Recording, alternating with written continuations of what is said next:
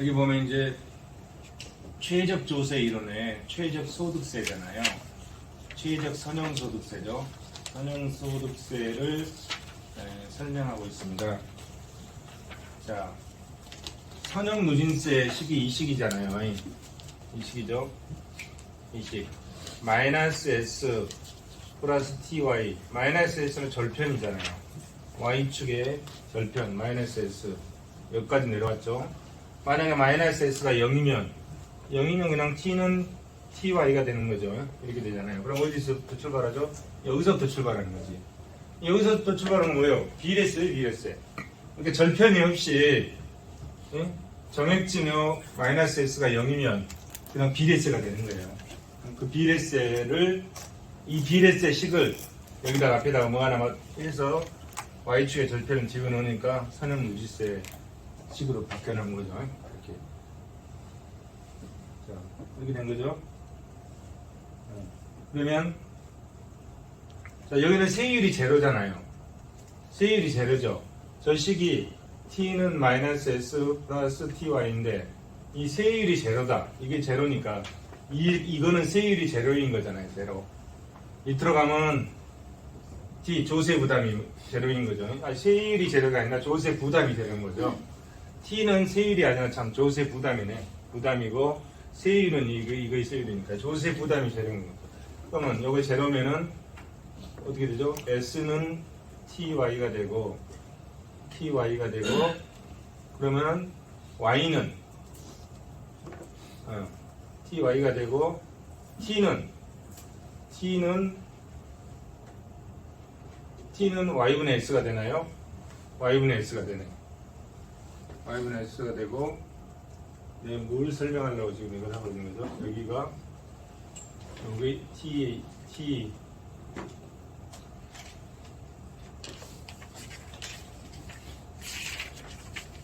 여기가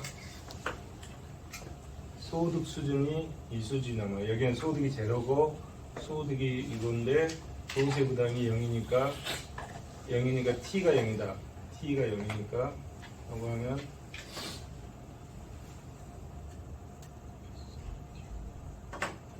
어떻게 S는 잊어버렸어. TY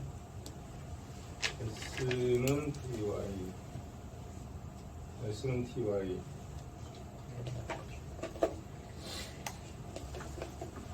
T는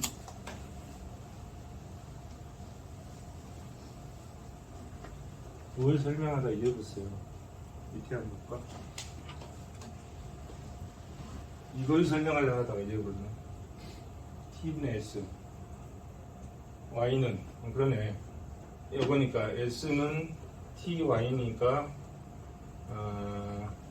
y는 t분의 s죠. y는 t분의 s y는 이거 t분의 s니까 y는 t분의 s. 그럼 여기는 여기서부터는 이제 조세 부담이고 소득 수준이 이만큼 온 사람이잖아요. 소득 수준이 이만큼인 사람은 어떻게 되죠? 세금을 하나도 안 내는 점이잖아요. 세금을 하나도 안 내는 점이고 소득 수준이 여기를 넘어가면 그때부터 세금을 내는 거잖아요. 그때부터 세금을 넣는다. 그 다음에 소득 수준이 여기를 못 미치면 뭐 어떻게 되나요? 이쪽으로 가죠. 이거를 받는 거지. 정액증여를 받는 거잖아요. 정액지를 받는 거기 때문에 뭐죠? 국가로부터 세금의 보조를 받는 거지. 그게 정액증여죠. 그걸 설명하려고 하는 거예요. 이 사람의 소득 수준은 여기야. 여기서 소득 수준은 여기야. 그다음에 딱 여기에 있는 사람은 정액증여도 안 받고 세금도 안 내는 거잖아요. 근데 이 소득 수준을 넘어서는 사람은 세금을 내기 시작하는 거고, 이 소득 수준에 못 미치는 사람은 정부로부터 보조금을 받는 거지. 정액증여를 받는 그거죠. 그래서 이 시스템으로 되어 있는 게 선형누진세다. 이런 얘기를.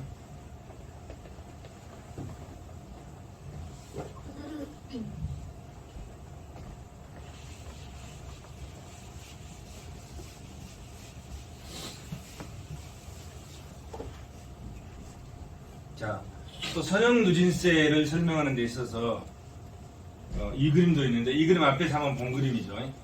앞에서 본 그림이죠.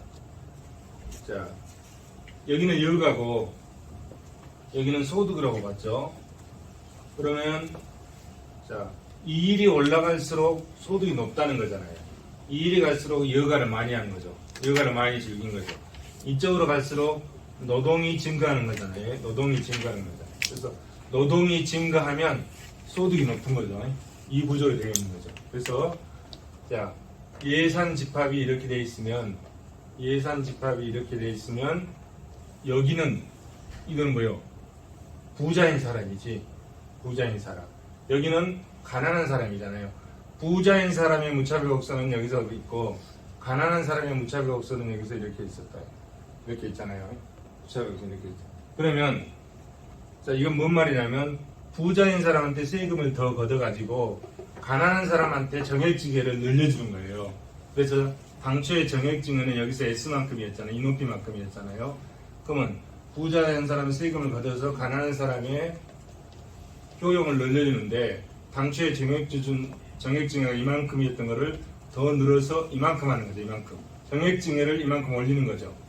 정액징해를 이만큼 올려주니까 똑같은 예산 집합이라고 하면은 이것이 이렇게 바뀌겠죠. 이렇게 바뀌겠죠. 그래서 부자인 사람은 무차별 곡선이 이쪽으로 이렇게 내려고 가난한 사람은 무차별 곡선이 이렇게 올라가잖아요. 그래서 부의 불평등도가 더 완화된 거죠. 그렇잖아요? 부자가 세금 더 많이 냈고 가난한 사람들이 효용이 더 증가했으니까 이 부자는 효용이 더 감소하고 가난한 사람 효용이 더 증가했잖아요. 그래서 부의 불평등도가 더 실현됐다. 그러면 이 정액징해를 얼마만큼 늘릴 것이냐, 어느 정도까지 늘릴 수 있느냐. 그랬을 때 가난한 사람이 만족하고 부자인 사람도 이 노동에 대해서 노동을 해야만이 부자도 소득을 얻을 수 있잖아요. 부자인 사람도 이 노동에 대해서 노동을 하면서 돈을 벌게 만들어줄 것이냐, 이 문제가 생길 수 있잖아요. 그 선이 어떤 거냐, 그는 사회적 합의에 의해서 갈 수밖에 없겠죠. 나머지는 쭉 한번 읽어보시고요.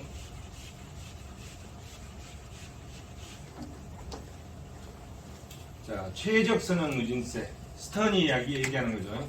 스터니 최적 선형 누진세. 이거는 이제 뭘 가지고 얘기하는 거죠? V는 1일 때가 여기잖아요. 이거는 평등성이 전혀 없다 이런 얘기죠.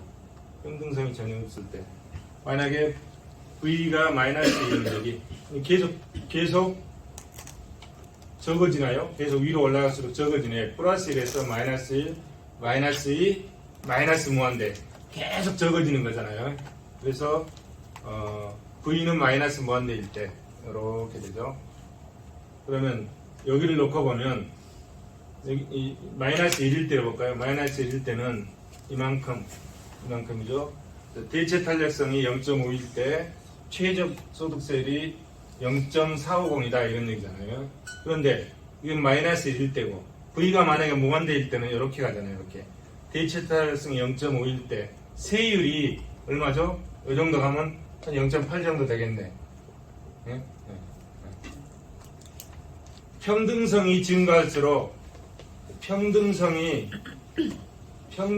커질수록 세율이 올라간다는 거잖아요. 세율이 올라간다. 이런 의미를 가지고 있는 거죠. 여기 써있네. 평등성에 대한 선호가 강할수록 더 높은 세율을 요구한다. 이 롤즈니까 이게 롤즈. 스턴이 분석한 거죠. 나머지 읽어보셔요. 그 다음 이제 세제개혁, 최적 세제개혁. 최적 세제개혁. 최적 세제개혁은 최적 세제개혁. 현실의 조세제도를 이상적인 조세제도로 만드는 것이 최적 세제개혁이죠. 이상적인 조세제도, 이거 뭐라고 그랬습니까? 조세 원칙을 모두 충족했다는 거잖아요. 불가능한 얘기죠. 조세 원칙을 모두 충족하는, 다시 얘기하면 효율성과 공평성을 동시에 충족해주는 그런 조세제도, 그런 이상적인 조세 제도다. 근데 그런 조세 제도로 현실의 조세 제도를 바꿔가는 것, 그것이 최적 세제 개혁이다 이런 얘기죠. 여기 보시면 이제 그것을 그래서 이거는 조세 제도의 개선 과정이라고 그랬잖아요. 현실 조세 제도를 이상적으로 바꾸어가니까 텍스 리폼, 조세 제도의 개선 과정이다 이런 표현을 썼네요. 펠디스타인 지금도 살아 계시죠? 작년까지 살아 계시면 88세 정도 되나요? 미국의 경제학자들. 쭉 나머지 내용 읽어보시고, 그리고 이제 세제 계획에서 조세 지출 함정 개선에 앞에서 본 것 같습니다. 이런 게 있다는 것만 보고 넘어갑시다. 세제 계획만. 그 다음에 이제 조세 행정도 굉장히 중요한 것 같아요. 조세 행정을 어디서 하죠? 국세청에서 하잖아요. 조세 행정을 컨트롤하는 부서는 어디죠? 기획재정부죠. 세제시원실. 기획재정부 세제시원실에서 다 거기서 그림을 다 그리죠. 1년 예산 그림을 다 그리잖아요. 그러면서 세금으로 들어온 것이 한 400조가 필요하다. 그 임무를 누가 이제 하는 거죠? 국세청장이 그걸 수행하는 거잖아요. 그래서 근데 여기서 주로 얘기하는 거는 이제 그런 분야, 행정의 분야, 행정의 분야. 그래서 조세 행정의 문제, 조세 행정에 있어서 이런 분야. 조세 행정과 관련된 조세 원칙은 세금을 걷어들일 때 비용이 좀 적게 들어가야 되잖아요. 비용이 적게 들어가고 또 행정의 능률과 효율성이 있어야 된다. 뭐 이런 얘기를 하는 것 같습니다. 조세 행정의 문제 쭉 보시고, 그 다음에 이제 조세도 심리적 효과가 굉장히 중요합니다. 심리적 효과가 우리 경제에서도 중요하지만 조세에도 또 나타나요. 심리적 효과. 여기에 보면 심리적 효과에 뭐가 나오나요? 감지 단계, 지불 단계, 귀착 단계 이렇게 나오고, 신호 효과 거기까지밖에 안 나오네. 조세론 강의할 때 좀 세부적으로 나오고, 심리적 효과. 그 다음에 이제 조세의 경제적 효과가 있어요. 조세의 경제적 효과. 자, 조세가 경제 행위에 어떤 영향을 미치나 이런 얘기죠. 이제 큰 그림만 보고 가겠습니다. 자, 우리가 여기가 기업이고, 여기가 가게죠. 가게면 여기가 요소시장, 여기가 생산물 시장. 여기잖아요. 그러면 조세를 부과했을 때 어떤 영향을 미치냐? 기업에 어떤 영향을 미치냐? 그 다음에 가게에 어떤 영향을 미치냐? 기업에 미치는 영향. 자, 그걸 분석하기 전에 먼저 거시적 조세의 경제적 효과에서 거시적 부분, 미시적 부분을 나눠놨잖아요. 거시적 부분은 거시적 경제적 상황에 미치는 영향, 실업률, GDP, 인플레이션, 세금을 부과했을 때 여기에 어떤 영향을 미치는지 이걸 분석하는 거죠. 그 다음에 미시적 영향, 이게 이제 미시경제잖아요. 이게 미시적 영향이니까 미시적 영향은 조세가 이 개인에 미치는 영향, 그 다음에 조세가 이 기업에 미치는 영향. 그래서 미시적 경제활동에서는 개인에 미치는 영향, 기업에 미치는 영향 이렇게 해놨잖아요. 자, 개인에 미치는 영향은 노동의 공급, 저축, 위험부담 이렇게 했잖아요. 개인이 생산 요소 시장에 제공해 주는 게 토지, 노동, 자본이잖아요. 이 중에 가게, 이 가게라고 하는 이 개인은 노동을 직접 제공하잖아요. 토지는 내가 가지고 있는 걸 제공하는 거고, 자본도 내가 가지고 있는 걸 제공하지만, 노동은 뭐죠? 노동은 내가 생산 요소 시장에 직접 뛰어드는 거잖아요. 그래서 그런 측면에서 조세가 이 노동 공급에 어떤 영향을 미치는지, 그래서 노동의 공급에 어떤 영향을 미치는지 이렇게 분석을 하는 것이 제일 중요하게 지금 여기고 있죠. 그 다음에 자, 이 조세를 부과하면 영향을 미치는 것 지난 시간에 봤죠. 그 다음에 이제 여기서 이게 이렇게 들어온 게 뭐라고 그랬습니까? 소득이잖아요. 소득이 발생하면 이 소득에 대해서 세금을 부과한다고 그랬잖아요. 세금을 부과하는 거죠. 그러면 이 소득이 발생하면 Y는 C 플러스 S로 처분을 하게 되잖아요. 그죠? 그럼 가게는 이 발생된 소득을 소비하고 일부는 소비하고 일부는 쓰고 남은 거를 저축하고 이러는 거잖아요. 소비와 저축이 이루어지는 거죠. 이럴 때 조세가 저축에 어떤 영향을 미치는지. 그럼 여기서 저축을 하게 되면 뭐 어떻게 되죠? 저축을 하게 되면 이자를 받게 되잖아요.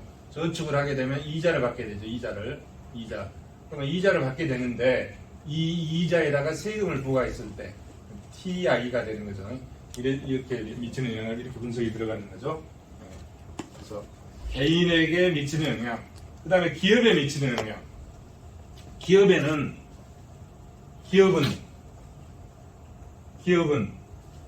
기업의 대차 대조표를 보면 여기 차변은 자산이잖아요. 자산이죠. 그래서 이걸 뭐라 하죠? 총자산 그래. 총자산. 대변은 부채와 자기자본으로 연소되어 있죠. 자산 부채. 이 부채를 뭐라 하죠? 타인자본이라고 그러죠. 타인자본이라고. 그 다음에 부채와 자본. 이거를 자기자본이라고 그러죠. 자기자본. 그래서 이거를 뭐라 하죠? 자기자본과 타인자본 합해서 총자본이라고 해요. 총자본. 그래서 대차대표는 총자산과 총자본이 일치하는 것으로 이렇게 되어 있죠. 이렇게 되어 있죠. 그러면 기업의 입장에서 투자와 재무관리에 미치는 영향, 이 관점에서 지금 분석을 들어갔죠. 투자, 기업이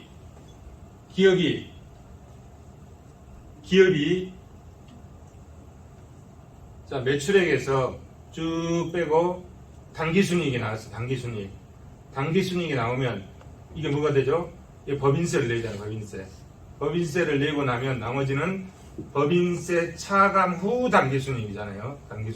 그러면 요거를 회사에 돈이 지금 남아있잖아요. 그럼 또 남아있는 이 돈을 일부는 유보를 하고 일부는 배당을 하고 이 유보해준 돈을 가지고 뭘 하죠? 투자를 하게 돼요. 투자. 이 돈이 어마어마하게 쌓여 있는 거죠. 대기업들에. 그래서 이 돈을 투자를 하게끔 하는 것이 정부의 역할인데 정부가 강제를 할 수는 없잖아요. 이 돈이 돼야 투자를 할 거 아니에요. 기업이 힘들게 돈 벌었는데. 그래서 기업의 선택에 세금이 이 기업 투자에 어떤 영향을 미치느냐, 이 관점을 보는 거죠. 그 다음에 재무관리 측면을 본다는 건 뭐냐면, 기업이 부채와 자기자본 이 비율을 어떻게 유지할 것인가. 타인 자본에 대해서는 어떻게 되죠? 이자를 지급하게 되고, 이 이자에 대해서는 비용 처리를 하잖아요. 이 이자는 당기순이익을 계산할 때 당기순을 감소시키는 거죠. 비용 처리를 하니까. 근데 자기자본에 대해서는 뭘 해주죠? 배당을 하게 되는 거죠. 배당을 하게 되잖아요. 배당을 하게 되면 이거는 비용 처리가 안 되는 거잖아요. 비용 처리가 안 되는 거죠. 그래서 그러면 기업의 입장에서 타인 자본을 많이 가지고 있을수록 유리하잖아요. 비용 처리가 되죠. 법인세도 감소시키고 이런 걸 뭐라 한다? 재무관리 측면에서 자산과 부채와 자본을 어느 정도 비율로 유지해서 이 법인의 이익을 극대화시킬 것인가, 이런 관점에서 접근하는 겁니다. 그래서 조세가 경제에 어떤 영향을 미치는지는 지금 제가 설명한 이런 관점에서 쭉 전개를 하고 있는 겁니다. 보죠. 어떤 내용들이 있는지 이제 구체적으로 일일이 설명하는 데는 시간이 좀 부족하니까 어떤 내용들이 있는가 봅시다. 분석 단위는 가계를 개인 가계, 개인 뭐로 한다는 거죠? 개인 노동 공급에 미치는 영향은 개인과 가계인데 개인의 관점에서 본다, 이런 얘기 같아요. 그러면 노동 공급을 참여할 것인가 말 것인가, 평균적 노동 시간, 여러 가지 문제점도 있다. 그래서 조세가 개인에 미치는 영향, 소득세를 부과하게 되잖아요. 그러면 세금을 부과하게 되면 세금을 부과하게 되면 어떻게 되죠? 세금을 부과하게 되면 아까 여기서 노동을 공급하면 소득이 발생하잖아요. 이 소득에 대해서 근로소득세를 내게 되는 거죠. 그러면 내 소득에서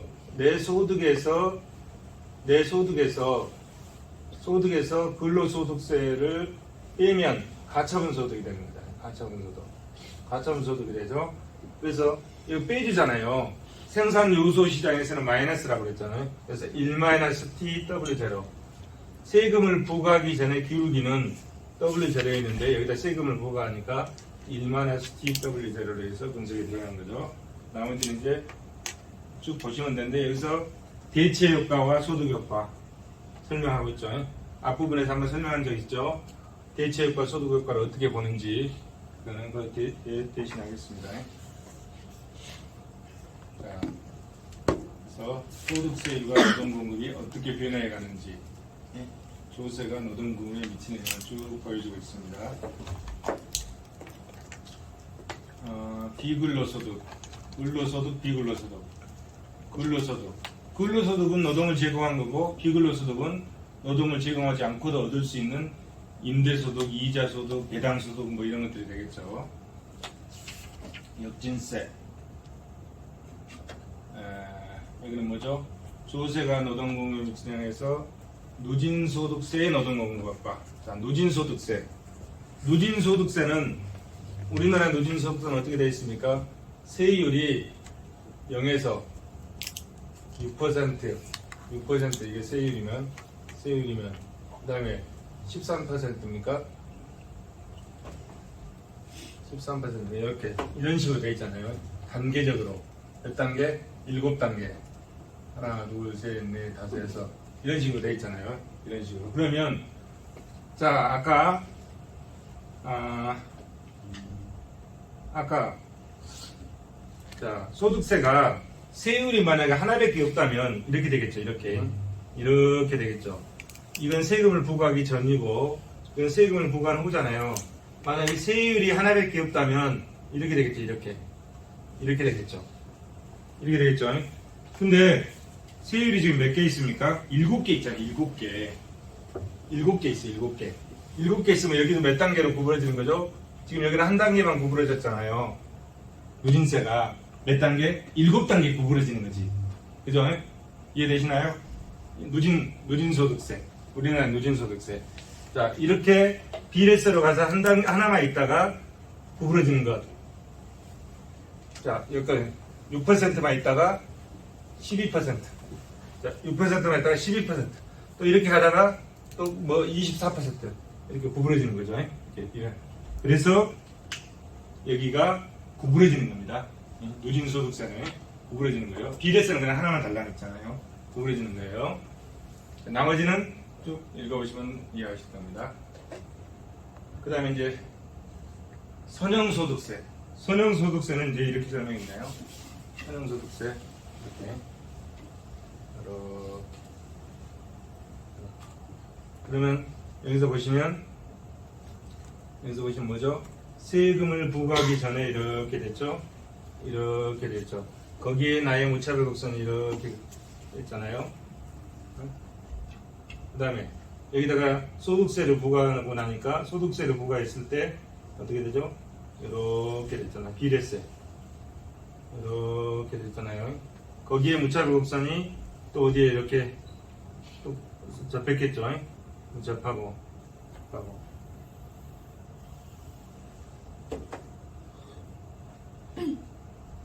그렇게 해서 자, 세금을 부과하지 않을 때, 이 무차별 곡선이 세금을 부과하지 않을 때, 그 다음에 세금을 부과할 때, 그리고 여기는 지금 이제 조세가 어디에 있죠? 노동공급에 미치는 거잖아요. 노동공급에 미치는 영향을 보니까 여기가 여가고 여기가 0이고 여기가 소득이잖아요. 노동공급이 이렇게 커지는 거고 여가는 이렇게 증가하는 거잖아요. 그러면 여기에 접했을 때는 노동공급이 여기서부터 시작하는 거잖아요. 여기서부터 여기까지 노동공급이 있었다 이런 얘기잖아요. 여기까지. 근데 그 다음에 여기에 접했던 이 세금은 노동공급이 여기서부터 여기까지 있었다 이거. 노동 공급이 줄어들죠. 이만큼 줄어들었죠. 또 이거 뭐죠? 이건 선형소득세죠. 선형소득세는 어디 와서 접했죠? 여기 어디서 접했잖아요. 그림이 조금 잘 안 보이는데 그러면 여기서부터 여기까지만 노동을 공급했다는 거죠. 또 노동 공급이 더 이만큼 줄어들었죠. 응? 이만큼 줄어들었죠. 그래서 선형소득세는 노동 공급을 더 많이 줄였다 이런 얘기죠. 이런 얘기고 그다음에 뒤를 가면은 이제 비선형소득세. 아까 비선형소득세니까 직선이 아니고 이게 이렇게 됐잖아요. 이렇게 됐죠. 근데 요것은 노동 공급을 여기까지 줄여봤어요. 여기까지. 이렇게 더 많이 줄였어. 더 많이. 비선형소득세는 선형소득세보다도 여가를 더 많이 즐기고 노동 공급을 더 많이 줄인다. 이런 걸 설명하기 위해서 쭉 써놓은 겁니다. 나머지 읽어보셔요. 그래서 조세가 노동 공급에 영향을 미치는데 누진소득세가 어떤 영향을 미치는지 그 중에서도 비선형소득세, 선형소득세가 어느 만큼 영향을 미치는지를 쭉 설명을 하고 있는 겁니다. 그 다음에 이제 부의소득세 제도요. 부의소득세 제도. 저는 이제 부의소득세 제도를 설명하고 있는데 참고하셔요. 설명은 생략하고 넘어갔습니다. 그 다음에 노동공급에 미치는 영향 기타 쭉 있고요. 실증 분석, 이제 실증 분석 또 넘어가고, 그 다음에 이제 조세가 저축에 미치는 영향. 아까 소득이 발생하면 그 소득에 대해서 그 소득에 대해서 소비하고 일부 남은 저축에 대해서 어떤 영향을 미치는지 설명하고 있죠. 요거는 이제 뭐로 설명하나요? 시점 간 자원 배분 모형을 통해서 설명하죠. 그래서 Y0, C0, 현재 소득, 현재 소비, 미래 소득, 미래 소비. 이 시점 간 자원 배분 모형을 통해서 조세가 저축에 어떤 영향을 미치는지를 설명하고 있습니다. 이거는 뭡니까? 자본시장이 완전경영 때 조세 효과. 그다음에 자본시장이 완전경영 때 쭉 넘어갈게요. 그다음에 자본시장이 완전경영 때 저축에 미치는 영향. 아까 말씀드렸듯이 저축은 자, Y는 C 플러스 S에서 이 저축에 대해서는 뭐라고 했죠? 이자가 발생하잖아요. 이자가 발생하면 그 이자에 대해서 세금을 부과하는 거잖아요. 이자 앞에 세금을 부는 거죠. 그러면 1-t i가 되는 거잖아요. 이렇게. 그래서 당초의 기울기는 i인데 당초의 기울기는 i가 되겠죠. 이거죠. 당초의 기울기는 1 플러스 i인데 1 플러스 i인데 이렇게 당초의 기울기는 마이너스 1 플러스 i인데 마이너스 여기다가 세금을 매기면 마이너스 1 플러스 1 마이너스 t i 이렇게 되겠죠.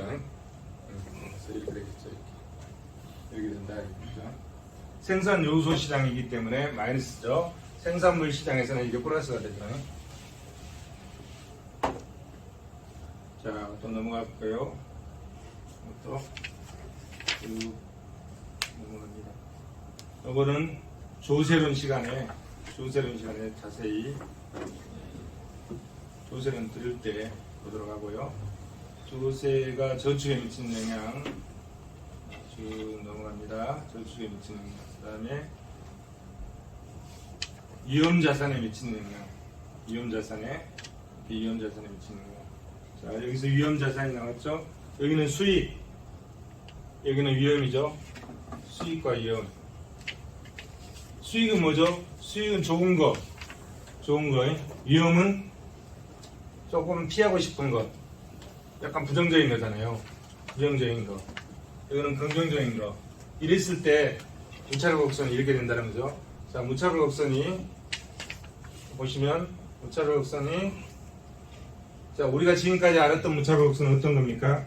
이겁니다. 이거는 우리가 지금까지 알았던 무차별 곡선은 이렇게 이거죠. 이 무차별 곡선이죠. 이걸 가지고 원점에서 멀어지면 멀어질수록 효용이 커지는 거죠. 무차별 곡선이. 근데 지금 여기는 수익, 수익 긍정적인 거, 여기는 위험, 약간 부정적인 거. 이런 문자로 없으면 어떻게 된다고요? 이렇게 되잖아요. 이렇게. 이문자로 가요. 이문자, 이문자. 그러면 여기서 이렇게 올수록 효용이 증가하는 겁니다. 효용이 증가하는 거. 무차별 곡선이 또 여기 있는 것도 있잖아요. 이런 무차별 곡선도 있을 수 있겠죠. 이거 플러스 마이너스인데 만약에 여기가 플러스고 여기가 마이너스다. 그러면 이런 무차별 곡선이 나오겠죠. 또 이런 무차별 곡선이 있을 수 있죠. 이런 무차별 곡선이 여기가 플러스 있을 때 이 무차별 곡선인데 여기가 마이너스면 이런 무차별 곡선이 나오겠죠. 우리가 경험하지 못했던 무차별 곡선들이잖아요. 이거는. 그래서 조세가 위험 자산의 선택에 미치는 영향은 이런 형태다. 무차별 이런 형태다. 여기죠. 이런 형태다. 이런 형태다. 여기죠.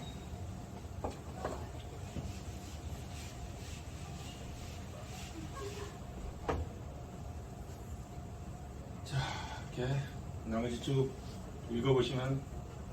책을 읽어보시면 맞습니다.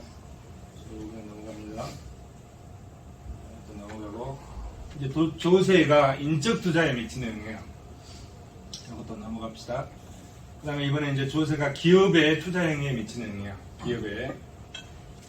기업의 투자에 미치는 영향. 그 다음에 투자를 위축시키냐, 투자를 촉진시키냐. 그 다음에 기업의 재무관리에 미치는 영향.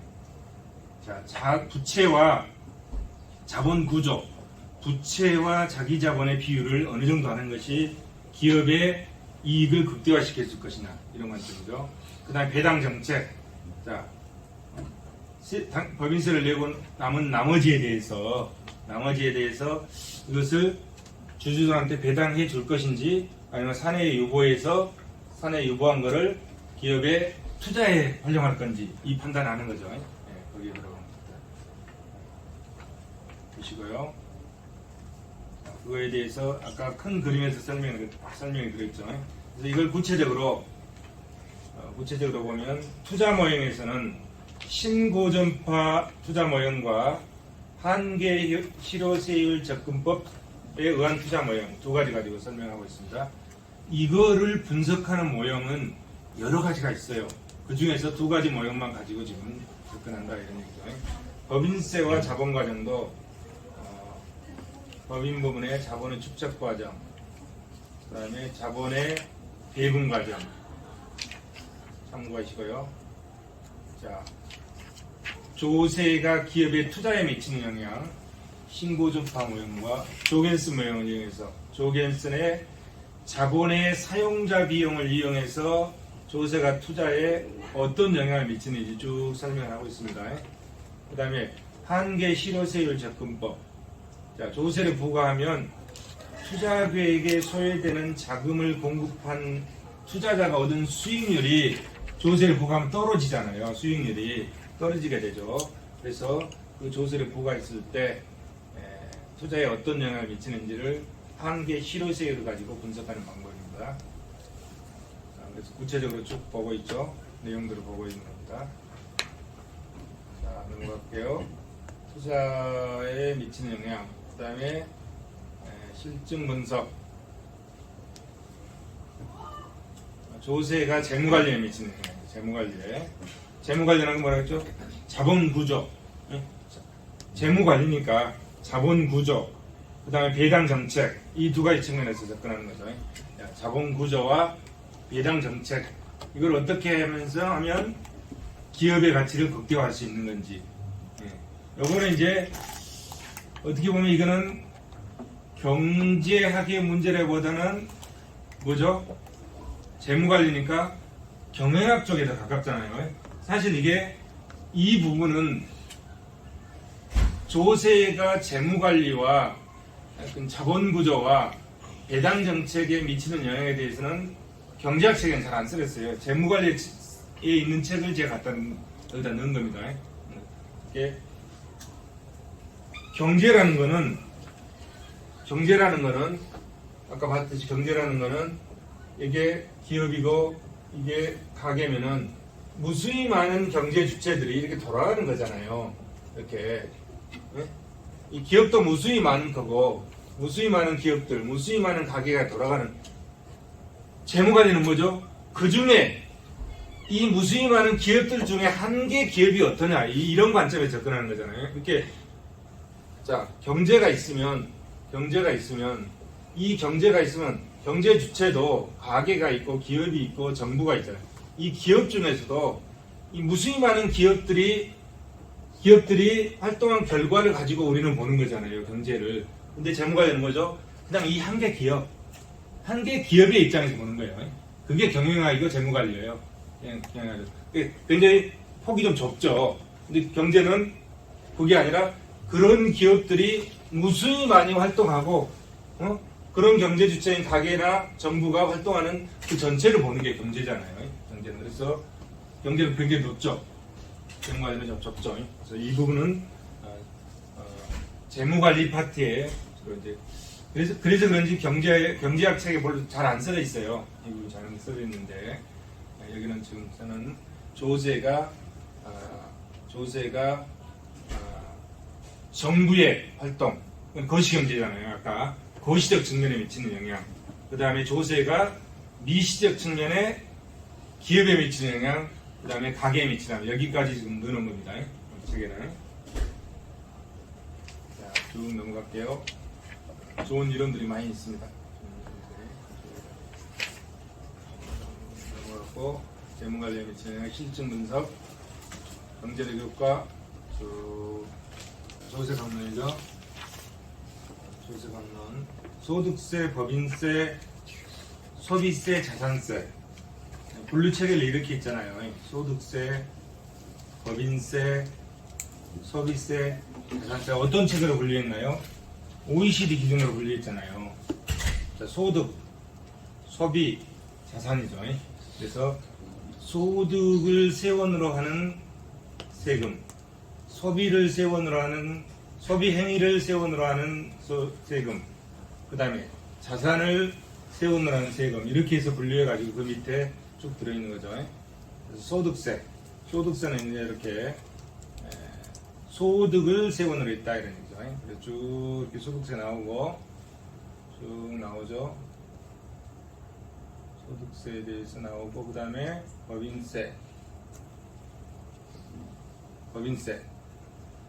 법인세는 법인소득을 세원으로 하는 거죠. 법인소득을 법인을 주체로 하고 법인소득을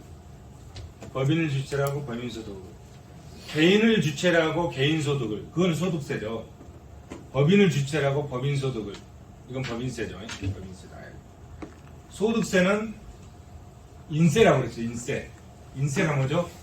인적 공제를 해주는 세금. 인적 공제가 뭐요? 사람 있잖아요. 사람에 대해서 공제를 해주는 거예요. 사람에 대해서. 우리 가족이 몇 명인지, 우리 가족의 특성이 뭔지, 이런 걸 공제해 주는 게 인적 공제. 그게 소득세고, 법인세는 소득을 세원으로 하지만 인세가 아니에요. 물세야, 물세. 왜? 인적 공제를 해주지 않는 세금이다. 쭉 해서 넘어가고, 넘어갑니다.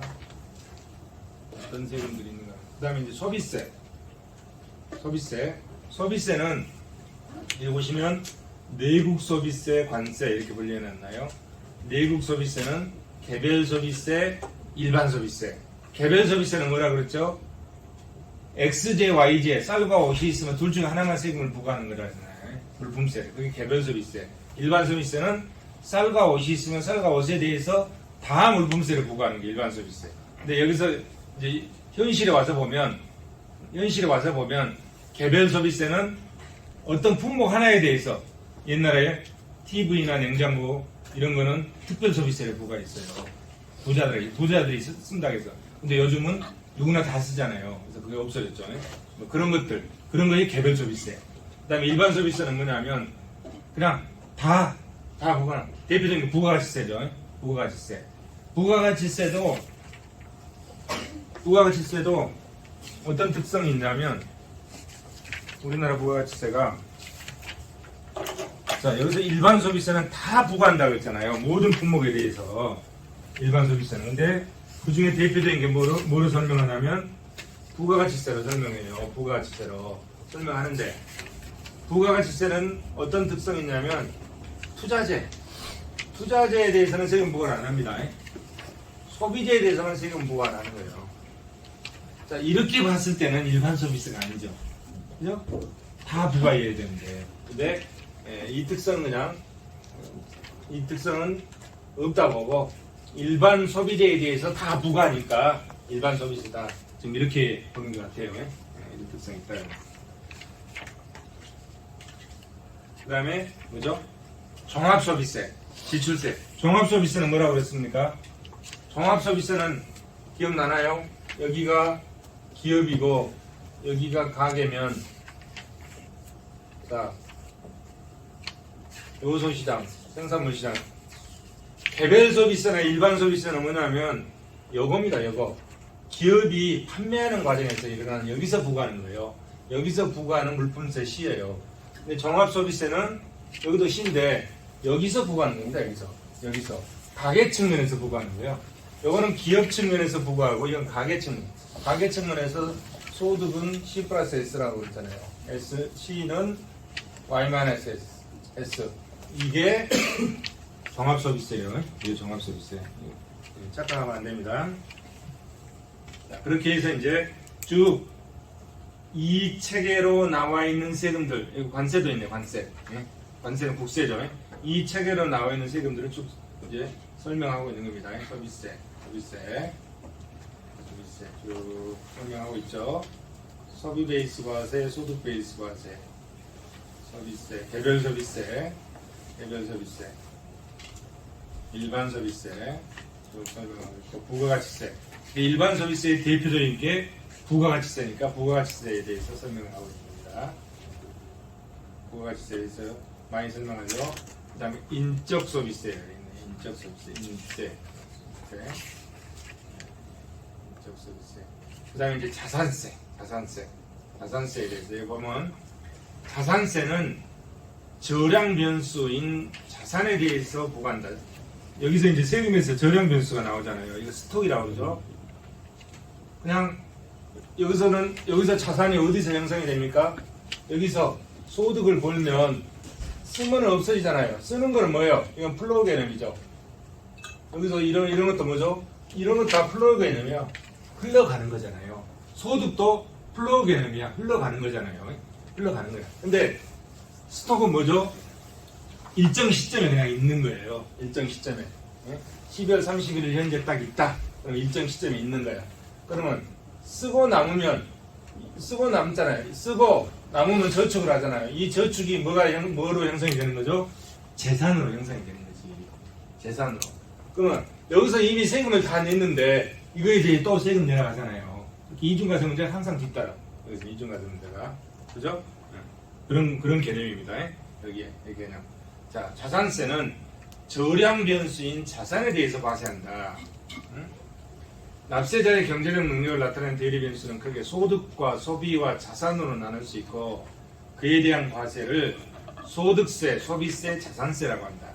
납세자의 경제적 능력을 그가 보유하고 있는 자산의 크기에 의해서 파악하고 자산의 보유량이 큰 자에게 더 많은 조세 부담을 하는 방식으로 운영하고 있다. 자산은 토지, 건물, 주택 같은 재산을 총칭하고 예금, 주식, 펀드, 보험과 같은 금융자산과 부동산, 내구재와 같은 비금융자산의 두 가지 이용하고 있다. 자산을 세원으로 해서 부과하는 세금이다 이런 얘기죠. 그래서 재산세, 부유세, 상속세, 유산세, 증여세 이런 것들 쭉 읽어보세요. 넘어갑니다. 자산세 이게 이제 뭐 이익원칙, 능력원칙이 가지고 또 앞에 우리가 왜 세금을 내는 거에 대한 이익원칙, 이익설, 능력설을 가지고 설명을 하고 있네요. 자산세 일종인 재산세라고 많이들 하잖아요. 자산세는 잘 얘기가 안 돼요. 학술적으로 얘기하는 거죠. 재산세. 어떤 게 있나 볼까요?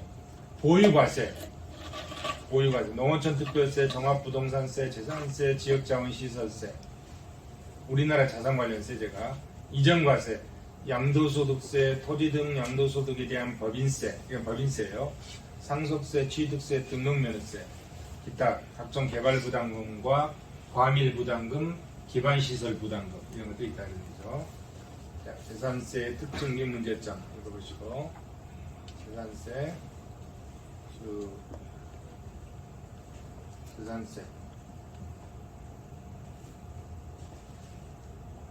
재산세 자, 조금 이제 전문적으로 들어갔죠. 토지 공급이 일정한 단기 재산세 부과 효과 뭐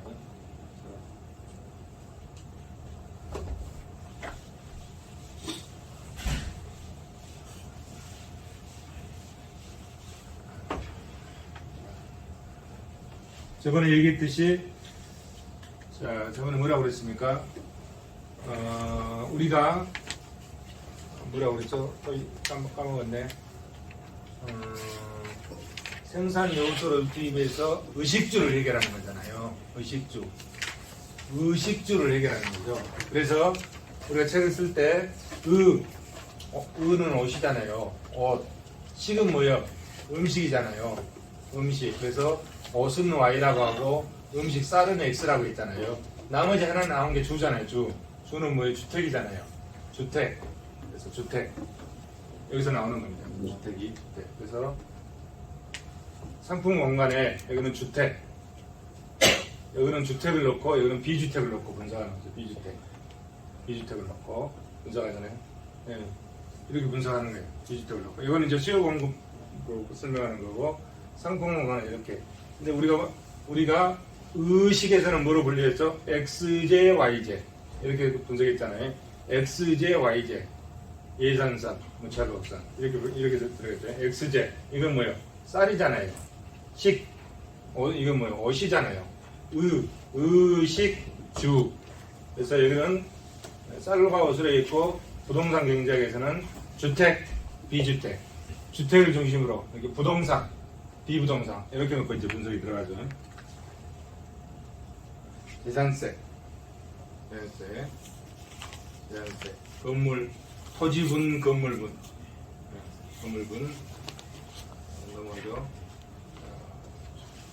쭉 이제 재산세에 대해서 설명을 하고 있습니다. 토지세, 건물세, 토지세. 우리나라 보유 부동산 세제 어떤 체계를 가지고 있는가 볼까요? 우리나라 부동산 세제 현황, 부동산 거래, 취득 단계, 양도 단계, 보유 단계. 취득 단계 이런 세금들이 있어요. 상속세, 증여세, 인지세, 부가가치세, 농어촌 특별세, 취득세, 등록면허세, 지방세. 양도 단계, 양도소득세, 법인세, 그다음에 법인 단계의 양도소득세, 지방소득세, 보유 단계의 소득세, 임대, 법인세, 임대, 부가가치세, 농어촌 특별세, 종합부동산세, 재산세, 지역자원시설세, 지방기획세 이런 형태의 부동산 관련 세금이 운용되고 있다. 부유세. 부유세는 뭐죠? 부유세. 재산세는 재산세와 부유세가 있으면 재산세는 뭐냐면 재산은 대차대표를 보잖아요. 기업에 재산은 뭐라고 했습니까? 사업에는 총자산이고 대입에는 총부채죠. 총부채. 여기는 부채, 타인자본, 여기는 자본, 이게 뭐라죠? 자기자본. 이건 자산이잖아요. 재산세는 이거에 대해서 매기는 겁니다. 이 총자산에 대해서. 부유세는 뭐에 대해서 매기죠? 이거에 대해서 매기는 겁니다. 이거이 아니라 이거에 대해서. 이렇게 총자본에서 총자산 이꼬르 총자본이잖아요. 총자산에서 부채를 뺀 나머지에 대해서 세금을 매기는 거예요. 자, 이렇게 이해하시면 돼요. 우리 집에 주택이 하나 있다. 이게 주택이에요. 이거 얼마짜리예요? 10억짜리야. 10억에 거래돼. 근데 이 10억짜리 주택에 은행 이자가 2억이 들어있어. 그 다음에 내 돈이 8억 들어있어.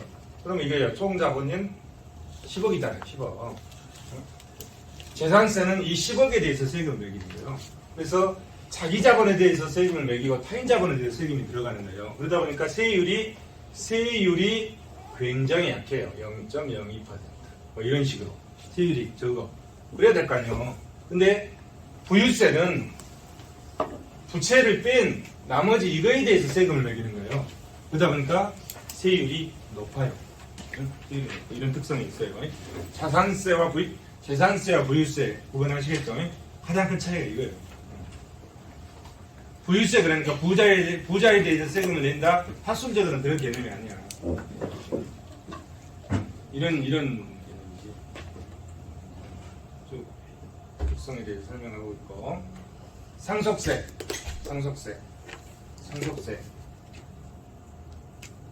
물려주는 거잖아요. 자식한테 물려줄 때 여러분 돈 많이 벌어가지고 자식한테 막 물려주고 싶죠. 물려주고 싶지. 근데 잘못 물려주면 자식들 사이가 너무 벌어져 버려. 너무 벌어져 버려. 제가 직업이 평가사잖아요. 그러면 재산분할 소송이 법원에 들어오면 우리가 주로 평가를 하죠. 평가를 하게 되는데 재산이 많으면 자식한테 물려줄 때도 우리 아들이 이쁘다고 아들한테 1.5 주고 딸한테 1밖에 안 줬어. 그러면 안 돼. 똑같이 줘야 돼. 옛날에는 그랬었거든요. 옛날에는 그렇게 줬잖아요. 요즘 똑같이 줘야 돼. 똑같이 안 주면 어쩌죠?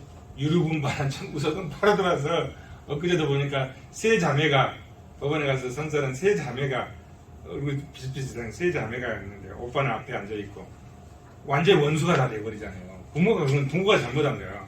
똑같이 줘야 되는데 아들이 뒤를 이어가고 내 이름을 이어가니까 아들한테 더 주고 싶지. 근데 우리나라 법칙에 그렇게 안 돼 있잖아요. 바뀌었잖아요. 그래서 아들한테 많이 주고 딸들한테 조금 줘. 그러니까 딸들이 또 다 모여가지고 오빠 이건 내 나이가 소송하면은 사이가 좋아지겠습니까? 아무리 형제해도 절대 사이 안 좋아집니다. 나빠집니다. 그래서 많이 벌어서 사회에다 많이 내놓고 가야지. 자식은 적당히 주고 자식한테 너무 편견을 주면 자식이 완전히 다 싸워가지고 개판됩니다. 집안이. 대기업도 마찬가지잖아요.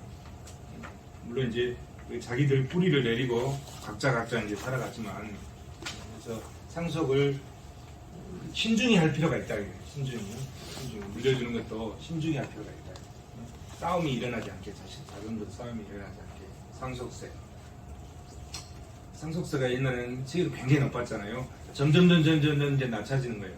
낮춰지는 것 같고 지금은 뭐가 있냐면 기업 상속이 있어요. 기업 상속 같은 경우는 예를 들어서 일본 같은 경우 그러잖아요. 일본은 아버지가 했던 거를 자식들이 그 대를 이어서 몇백 년을 가잖아요. 굉장히 좋은 것 같아요. 그거는 제도가 뒷받침을 해주는 거죠. 근데 우리나라 법칙에서는 그렇게 했다가는 지금 자매들이 아들한테 다 유류분반한 청구소송 들어오잖아요. 그래서 이제 기업 상속 특별 제도가 뭐 있어요. 그래서 기업에 대해서 상속이 이루어지면 그 기업을 계속해서 유지하고 이렇게 이어나갈 수 있는 시스템으로 지금 이제 변해가는 것 같아요. 우리나라도 그런 거는 필요한 것 같아요. 자, 상속세, 이제 개별 세율들이 쭉 나와 있죠. 그다음에 증여세 사례가 별로 많이 없네요. 이렇게 증여도 마찬가지로 상속과 마찬가지로 증여도 잘해줘야 돼 자식들한테. 증여는 보통 이제 증여는 뭐예요? 살아있을 때 주는 거잖아요. 상속은 죽고 나서 주는 거잖아요. 죽고 나서 증여는 이제 살아있을 때 주는 거니까 아버지가 눈 벌게 뜨고 살아있으니까 이제 아버지한테 대들지 못하지 보통. 그래서 그런 상태에서 이제 증여를 이루어지는데 증여를 할 때도 공평하게 줄 필요가 있어. 공평하게 자식들한테 남녀 가리지 않고 정말 공평하게. 왜냐하면 싼나거든. 옛날에는 그냥 받아들였잖아요. 우리가 봉건주 사회에서. 지금 이제 그런 사회가 아니잖아요. 그런 사회가 아니기 때문에 증여도 신중히 할 필요가 있는 것 같아요. 싸움 난 경우들이 많다. 자, 이렇게 이제 조세 강론 다 봤습니다. 자, 우리가 조세 총론 보고 조세 강론 봤습니다. 사편 재정 수입론을 보고 있는 거거든요. 재정 수입. 정부에서 돈을 쓰려면 걷어들여야 되잖아요. 그럼 어떤 방법으로 걷어들이는지 그걸 보고 있는 겁니다. 굉장히 중요하잖아요. 돈 걷어드는 게 굉장히 중요하잖아요. 이제 나중에 이제 졸업하고 이제 직장 생활하고 시집가고 장가가서 이제 가정을 이뤘을 때 가정 경제도 마찬가지예요. 돈을 벌어들인 게 굉장히 중요하잖아요. 어떻게 돈을 벌어들이는 건지 그 한도 내에서 써야 되잖아요. 근데 이제 여기서 이제 조세를 통해서 벌어들이고, 그 다음에 정부는 이제 수수료나 수익자 부담금을 통해서 정부에 이제 재정 수익을 확보를 하는 거죠. 그리고 부족하다. 그럼 뭐죠? 빌려 쓰는 거지. 그게 이제 국공채론이에요. 그래서 이번 시간에는 수익자 부담금에 대해서 보도록 하겠습니다. 자, 수익자 부담금의 개관, 그다음에 공공요금의 이론 보죠. 수익자 부담금. 자, 특정한 공공 서비스를 제공해 주니까 그에 대해서 대가를 내는 거잖아요. 이게 수익자 부담이야. 응? 이게 뭐죠? 급부 대 반대급부. 자, 민법적으로 얘기하면, 야, 이렇게 급부를 해주면, 이걸 제공해 준다는 거잖아요. 급부를 해주면, 반대급부로 이걸 내는 거야. 반대급부로 이걸 내는 거잖아요. 내는 게 뭐야? 수익자 부담. 자, 조세 이론에서는 이거를 뭐라고 그랬습니까? 이익세라고 그랬죠. 이익설, 편익원칙. 정부가 편익을 제공해 주니까 그 편익에 대한 대가로 세금을 낸다. 이게 이익세라고 그러잖아요. 얼마만큼? 편익에 비례해서. 이게 편익원칙이죠. 편익원칙이죠. 근데 이것도 이제 수익자 부담금은, 자, 어떤 특정한 공공 서비스를 이제 중공공재죠. 제공해 주니까 그에 대해서 제공을 받은 사람들이 반대급부로 수익자 부담을 내는 거죠. 이것이 이제 목적세인 경우가 많죠. 여기 목적세인 경우가 많다. 목적세인 경우가 많은 거죠. 이런 게 수익자 부담입니다. 봅시다. 공공부문이 제공한 특정한 공공 서비스를 이게 이제 중공공재라고 하잖아요. 서비스를 통해서 직접적으로 편익의 혜택을 받은 수익자에게 해당 서비스의 공급 비용을 부담시켜서 재원을 조달하는 공공수입원이다. 가장 좁은 의미의 수익자 부담금은 부담금이다. 광의의 수익자 부담금은 사용료, 수수료, 공공요금 이외의 목적세 이런 게 다 들어간다. 예를 들어서 조기 축구하는 분들 있잖아요. 학교 운동장 빌려서 하면 돈 내잖아요. 이런 사용료 이런 것들이 다 수익자 부담금 사용료. 또 주민등록증 뛰러 가면 동사무소 가면은 1,000원 받나요? 얼마 받잖아요. 주민등록증 발급해 줄 때 이런 것들이 다 수수료지. 그런 것들 수수료. 공공요금도 부과하는 근거가 있다. 그 근거를 효율성과 공평성, 그 다음에 재정 수입의 획득 측면, 이 세 가지 측면에서 살펴볼 필요가 있다. 그렇죠?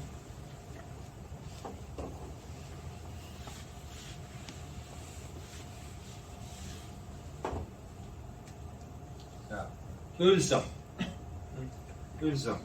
이 뭔 얘기입니까? 뭐 이쪽으로 가니까 뭐 이만큼 뭐 덜 됐다 이런 얘기잖아요. 이쪽으로 오니까 또 이만큼 덜 됐다는 얘기잖아요.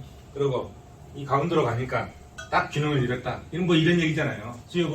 경제학의 수요 공급에 의해서. 그래서 공공요금도 여기서 부과한다. 뭐 어디서 부과하나요? 뭐라고 그랬나요? 공공요금 P1일 때, 공공요금이 P2일 때, 이렇게 해서 주어진 제약 조건 하에서 사회적 후생을 극대화할 수 있도록 최대한 높은 자원 배분의 효율성을 담보하는 측면에서 공공요금을 부과한다. 효율성 측면에서. 그렇게 해서 여기서 가장 효율적이다. 이런 얘기죠. 한계 편익과 한계 비용이 일치하는 점에서 효율적이다. 자, 보세요.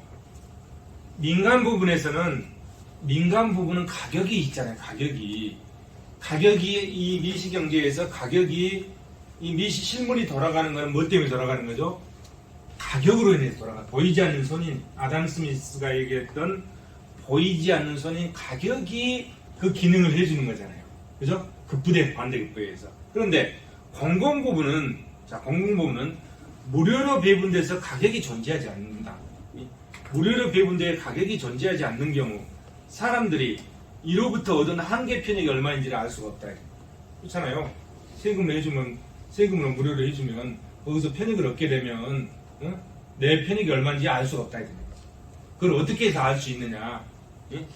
공공요금을 통해서 전달된 한계 편익에 관한 정보는 공공부문으로 하여금 효율적인 생산 수준을 선택할 수 있게 만들어준다. 가격이 필요하다 이게요. 그 만들어준 가격이 뭐다? 공공요금입니다. 어떤 측면에서? 효율성 측면에서. 예? 그래서 공공요금을 효율성 측면에서 공공요금의 예? 타당성이 설명이 되는 거죠. 민간은 당연히 이렇게 되는 거죠. 민간 시장은 당연히 이렇게 되는 거죠. 공공요금도 이렇게 만들어서 운영할 필요가 있다 이렇게 효율성 측면에서. 자, 공평한 이제 이번엔 공평성 측면에서 공공재의 성격을 갖는 재화나 서비스, 국방, 경찰 서비스, 사용재의 성격을 갖는 재화나 서비스, 공공요금을 부과해서 각자가 소비하는 편익에 비례해서 그 비용의 부담을 지도록 만들어야만이 공평하다. 편익원칙, 그렇죠? 이익설, 세금으로 보면 이익설 편익원칙이죠. 편익원칙. 그래야 공평하다. 공평성 측면에서. 고소득층이 주로 사용하는 공공서비스 요금은 효율성을 고려한 요금보다 높게 책정하고 저소득층이 주로 사용하는 공공서비스 요금은 효율성만을 고려한 요금보다 더 낮게 부과해야만이 공평성이 달성된다. 이런 얘기죠. 그 다음에 재정 수입 측면. 정부 재정 수입의 재원이잖아요. 세금. 그 다음에 뭐죠? 공공요금. 재정 수입을 이루고 있다. 재정 수입을 올린다는 것은 공공요금을 부과하는 기본 취지에 어긋나기 때문에 부차적인 목적일 수밖에 없다. 공공부문에 수행하는 사업이 비효율적으로 운영되고 적극적인 이익동기가 없기 때문에 그렇다. 공공요금의 부과가 필요하다. 재정 수입은 부수적이다.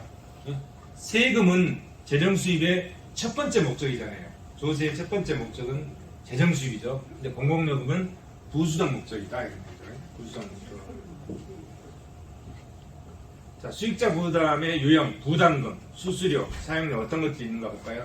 부담금 많죠. 수익자 부담금, 원인자 부담금, 손괴자 부담금, 오염자 부담금 쭉 많이 있죠. 수수료, 정부가 특정인에게 인가, 허가, 등록, 승인, 증명 등과 관련해서 제공하는 재화나 서비스에 대한 반대급부로 징수하는 것. 어물수거 수수료, 죄증명 수수료, 주민등록 관계 수수료 이런 것들. 그 다음에 사용료, 공공시설 또는 재산의 사용에 대한 반대급부로 징수하는 공과. 수수료와 사용료는 개별적 보상 원칙에 근거한 강제 징수의 공통점이 있다. 도로, 하천, 하수도, 공설시장, 도축장, 운동장, 공연장, 공원, 묘지, 복지회관, 시민회관의 사용료들. 목적세. 수익자 부담금은 목적세인 경우가 많다고 그랬죠. 그래서 목적세. 자, 쭉 넘어가죠. 공공요금 이론에서 준공제 배분 방법.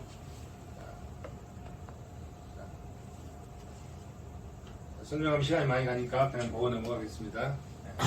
잔차 비용. 앞에서 봤던 거죠. 시장적 배분. 그 다음에 정부 보조를 병행한 시장적 배분.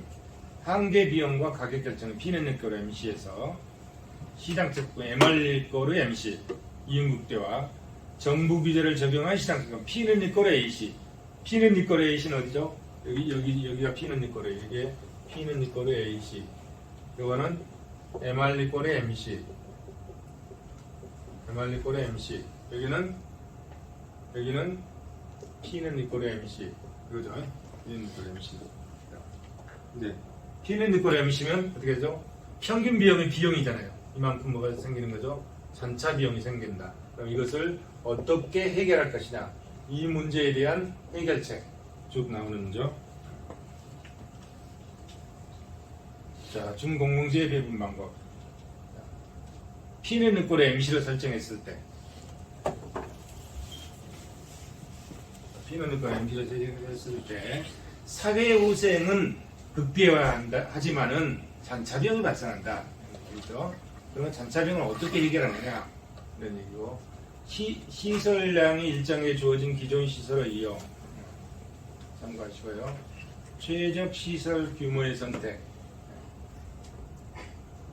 그 다음에 한계 비용 가격 설정 방식. 요거. 지금 계속 이어지고 있는 거죠. 요거. 결선.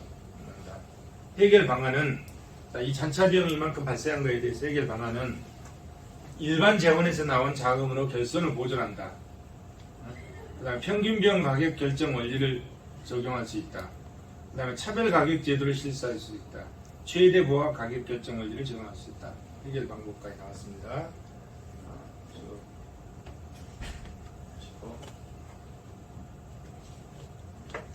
이거는 이제 P는 이끌 A시죠. 네. 쭉 넘어갑니다. 이부 가격, 차별 가격 제도, 최대 보합 가격, 전기요금 계산할 때, 전력료 계산할 때 이런 문제들이 많이 나왔어요. 램지 가격을 갖고 와서 램지 가격의 그 이론을 공공요금 이론에 갖다 쓰고 있죠. 공공요금 이론을 갖다 쓰고 있습니다. 적정. 그 다음에 이제 공채론. 국공채론을 넘어갑니다. 국공채론. 자, 공채론의 결과. 공채의 경제적 효과. 공채 부담의 기착. 뭐가 있는가 한번 보고 갑시다. 공채. 공채의 종류. 자, 넓은 의미로 공채는 공공부문의 모든 채무이다. 좁은 의미로는 국가나 지방자치단체. 국가나 지방자치단체. 공공부문은 공공기관까지 포함하는 거죠. 국가나 지방자치단체가 재정상 필요한 자금을 조달하기 위해서 민간으로부터 자금을 빌렸을 때 발생하는 채무. 빌렸으니까 반드시 갚아야 되는 의무가 있는 거죠. 조세와 더불어 중앙정부, 지방정부, 기타 공공부문의 핵심적인 재원 조달 수단으로 활용되고 있다. 공채. 내년에 이제 예산을 집행하다가 돈이 부족하다. 근데 갑자기 뭔 일이 생겼다. 그러면 이제 임시 예산을 편성해가지고 돈을 써야 되잖아요. 돈이 있어야 쓰잖아요. 그러면 이제 돈을 빌려 쓰는 거죠. 빌려 쓰는 거죠. 공채의 특성. 첫째, 민간의 자발적 인수를 전제로 조세보다 국민 지원이 작다. 이거는 갚아주니까 이자를 플러스해서 갚아주는 거잖아요. 둘째, 단기간에 대규모 재원 조달이 가능하다. 셋째, 상환기간이 도래하면 통상 국민들의 세금으로 상환한다. 넷째, 공채 부담은 장기간에 걸쳐서 배분하므로 잠정적 공공수익원의 특성이 있다. 여섯째, 편익이 장기간에 걸쳐 제공되는 공공시설의 구축을 위한 재원 조달로 저번에 한번 말씀드렸듯이 공채는 정부의 운영 비용을 충당하기 위해서 공채를 발행하면 절대 안 돼요. 공무원들 월급 주려고 빚내가지고 하면 되겠어요?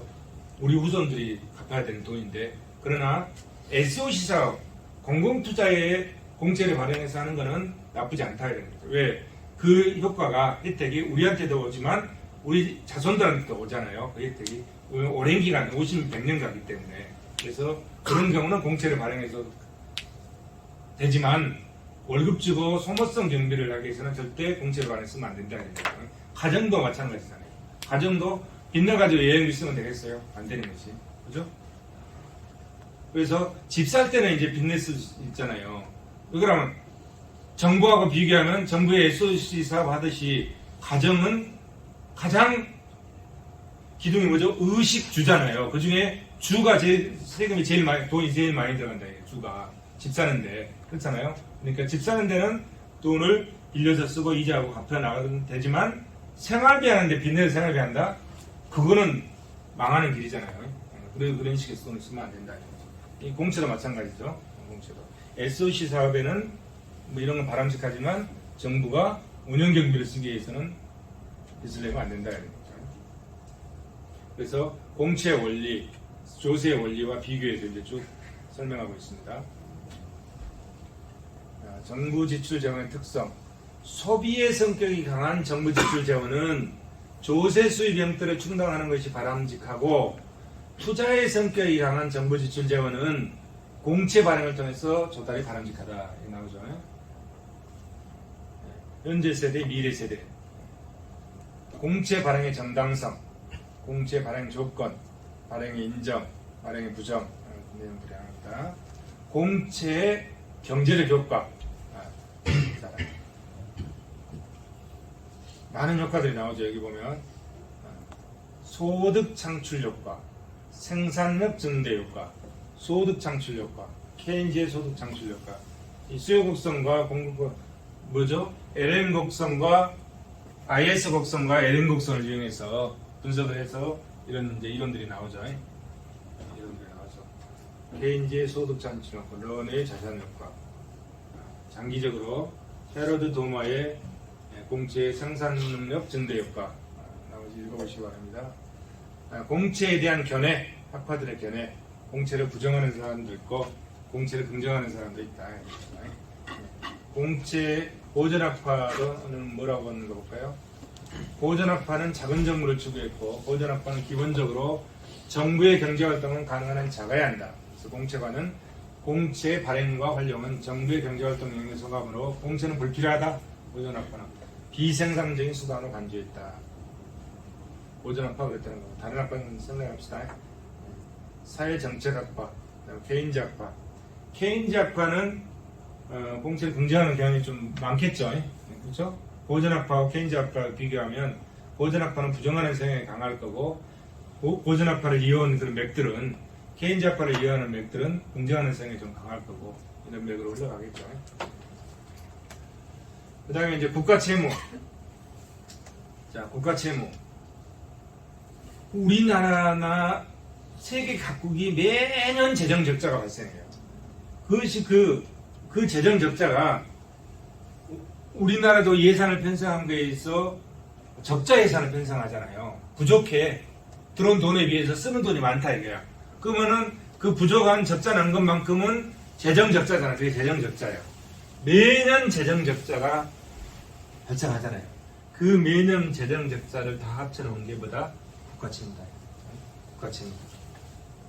재정 적자가 누적된 총액 국가채무 우리나라가 얼마나 되나요?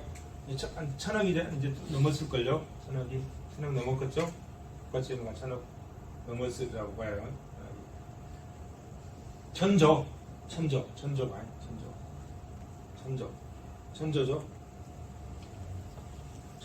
천조지.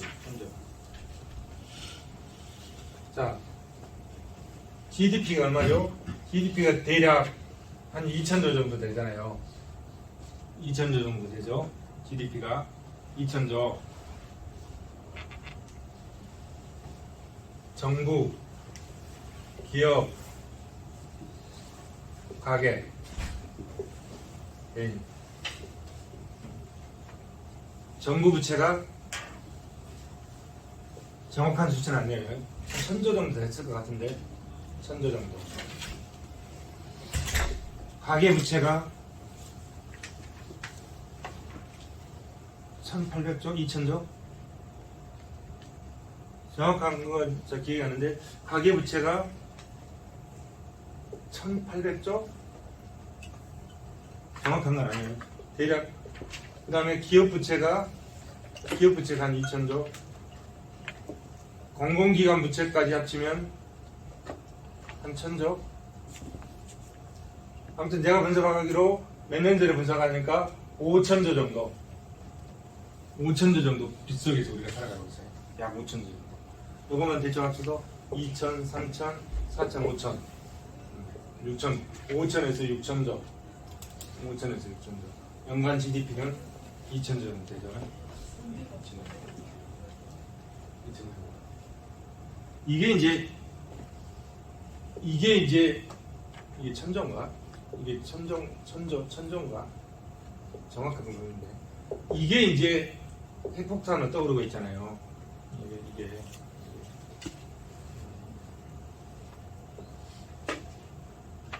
정확한 건 아니에요.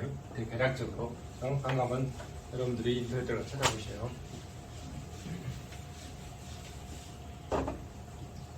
자, 재정적자, 국채 어떤 관계인지 아시겠죠? 재정적자는 정부 지출에서 정부 수입을 뺀 적자 난 것들, 매년 적자, 매년 적자량 형성하죠. 그 합쳐서 그것이 누적된 것이 국가채무다 이런 얘기죠. 즉 만성적인 재정적자가 모든 나라가 다 똑같아요. 현재 만성적 재정적자를 지금 보고 있죠. 재정적자. 그런데 이제 이게 이제 지금은 이제 견도 내잖아요. 일본은 일본은 한 어느 정도죠? 일본은 GDP 대비 재정 적자가 200%, 미국은 100%. 국가 채무가. 우리나라는 한 55 내지 60% 이 정도 되잖아요.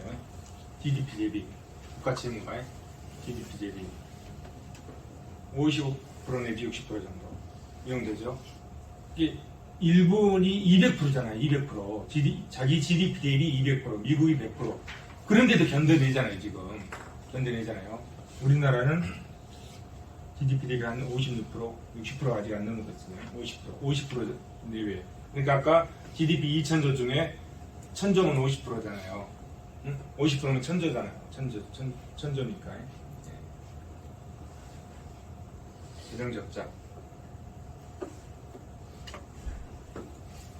자, 이거 오래된 거지만 GDP 대비 재정 수지와 국채 발행량 일본 189%, 200% 가까이 되죠. 거의 200% 넘었을 거예요. 이탈리아 115%, 그리스 113, 벨기에 97, 프랑스 77, 한국 23%일 때네. 이게 지금 50 몇 프로 된 거죠. 작년에 한 50% 넘어선 거죠. 이게 50% 넘어선 거죠. 미국도 이게 이때는 52%였는데 미국도 100% 넘었죠. 일본도 100%, 일본은 200%가 넘고 이런 현황이다. 재정 적자의 경제적 효과. 재정 적자가 총수에 어떤 영향을 미치는지 그거에 대해서 전통적인 케인즈학파, 통화주의자들, 케인즈학파와 통화주의자들로 구분해서 이 재정 적자가 총수에 어떤 영향을 미치는지 보고 있습니다. 약간 틀리잖아요. 틀리죠. 한번 볼까요? 앞부분만 좀 보고 가죠. 전통적인 케인즈 경제학자는 국채를 발행하면 조세 부담이 경감된다. 왜? 국채가 많아지면 세금이 적어지니까 조세 부담이 경감된다. 그래서 총수요가 팽창된다. 조세 부담이 적어지면 내 가처분 소득이 많으니까 소비가 많아진다 이런 얘기잖아요. 그래서 총수요가 팽창된다 이런 얘기죠. 국채 발행해서 조세 부담이 경감되면 나의 가처분 소득이 늘어나니까 소비자들의 가처분 소득이 늘어나니까 가계에 총수요가 팽창된다. 그래서 국민소득이 증가한다 이런 얘기잖아요. 재정 적자가 총수에 미치는 영향 그런 얘기죠. 근데 이제 통화주의자들은 이제 그렇게 안 보는 거죠. 자, 국채를 발행했는데 구축 효과가 발생했다. 구축 효과. 그 결과 총수의 아무 변화가 없다. 이런 결과를 내렸죠. 정부가 가용 자원을 넣고 민간 부분과 경합을 벌이게 되면 이자율이 올라가면 기업의 투자가 줄어든다. 이런 얘기죠. 그 결과 조세 경감을 통한 소비 촉진 효과, 이거는 소비가 촉진된다고 그랬잖아요. 이 소비 촉진 효과가 상쇄해버린다. 이런 얘기예요. 구축 효과 때문에. 이렇게 보는 거죠. 그래서 통화주의자들은 총수에 아무런 영향을 미치지 않는다고 보는 거고, 케인즈 학파들은 총수를 팽창한다고 본다. 이런 얘기잖아요. 나머지 밑에 또 세세하게 설명하고 있습니다. 자본 축적과 경제 성장에 미치는 영향, 그 다음에 국제 수지에 미치는 영향, 즉 국가 채무, 재정 적자, 재정 적자와 국가 채무의 크기에서 인플레이션 효과. 인플레이션. 이건 뭐냐면 물가가 점진적으로 상승하잖아요. 근데 빚을 내서 쓰면 물가가 점진적으로 상승하기 때문에 이 빚내 쓰는 효과가 없어져 본다. 물가 상승으로 인해서 자산 가치가 증가해서 빚내 쓰는 이 적자의 효과가 없어져 본다. 이걸 뭐다? 인플레이션 효과예요. 인플레이션. 구체적으로 볼까요? 인플레이션 상황에서 물가 상승이 자동적으로 빚을 갚아주는 효과를 발생한다. 정부가 국민에게 안고 있는 채무의 경우에도 인플레이션으로 인해서 그 일부분이 저절로 없어지는 현상이 생긴다. 이게 인플레이션 효과다. 예를 들어서 2019년 말 국채 총액이 55조인데 2020년 물가 상승이 10%다. 10%다.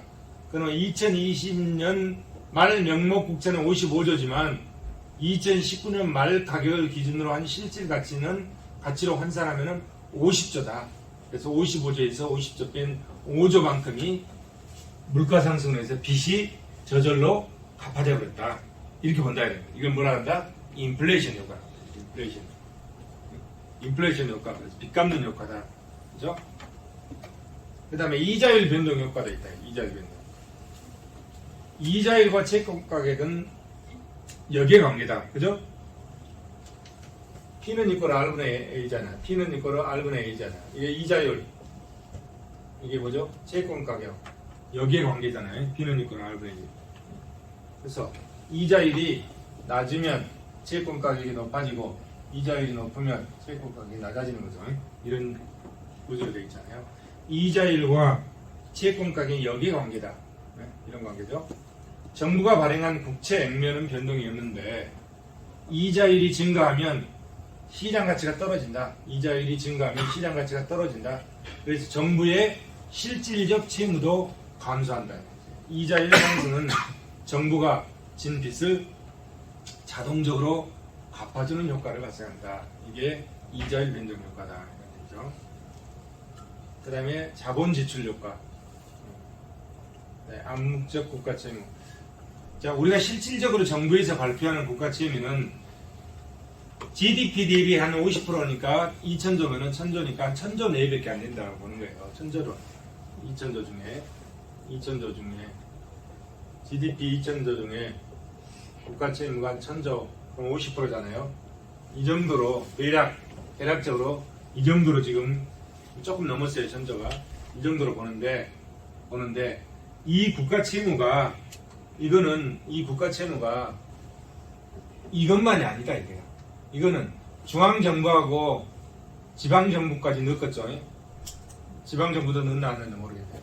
중앙정부에 또 여기에 이제 공공기관들이 있잖아요. 공공기관. 자, 우리 공공부문 그러면 정부와 공공기관을 다 합치는 거죠. 이 공공기관의 부채가 장난이 아니다.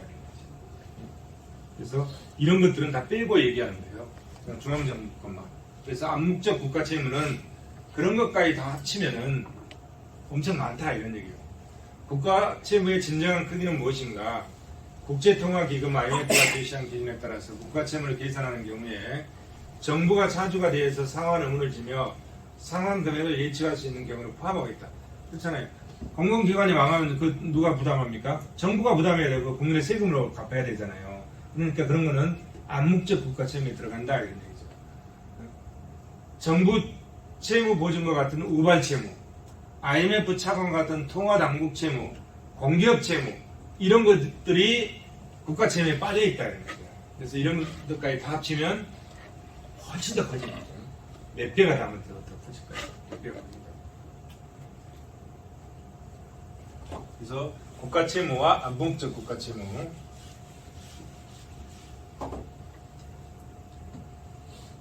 자, 국가 채무 비율 좀 오래된 거죠. GDP 대비 몇 프로냐?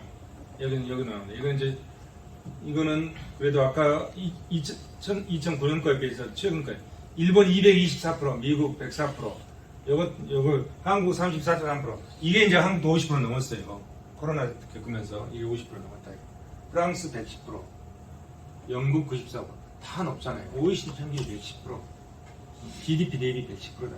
GDP의 2배 정도 된다 이런 얘기잖아요. 60%. 일본은 GDP의 3배 정도 된다. 그래도 견뎌내잖아요. 일본 부도나지 않고 견뎌내잖아요. 그러니까 그 연구해 볼 만한 대상이잖아요. 이런 거를 아마 어떤 경제학자들이 많이 연구하고 있겠죠. 어디까지 견뎌낼 수 있는지 연구하고 있겠죠. 우리나라 가계부채 2016년이니까 2016년에 1200조니까 아까 1800조 거의 2000조가 맞겠네. GDP 그게 맞을 것 같네. GDP가 2000조인데 GDP를 추월했다는 뉴스도 있었던 것 같아요. 가계부채가 이때가 1200조잖아요. 그러면 2000조를 그러니까 이게 가계가 경제 주체 중에 가계 기업 정부잖아요. 그 밑바탕인 가계가 굉장히 부실한 거죠. 우리나라 부실. IMF 때는 뭐가 부실했습니까? 기업이 부실했지. 기업 구조조정도 있잖아요. 그 다음에 정부가 달러가 없어가지고 정부가 기업과 정부가 부실한 게 IMF 때였어. 근데 지금은 기업과 정부가 받쳐주고 있어요. 그래서 뭐가 부실하다? 가계가 부실하다. GDP 대비 거의 GDP에 육박도는 넘었다. 가계 부채.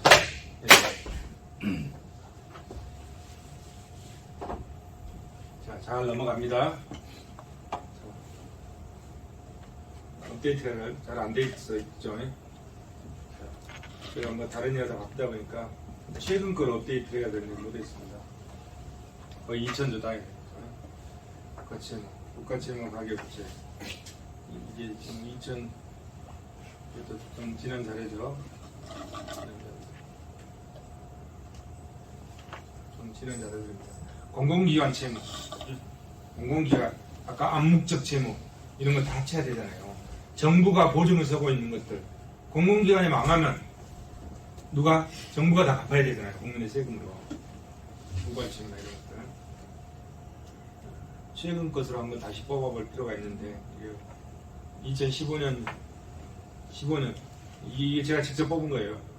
뽑아본 거. 이거는 홈페이지에 있는 거구나. 이건. 일부는 제가 직접 이은 거보다 직접 뽑아본 적이 있는데.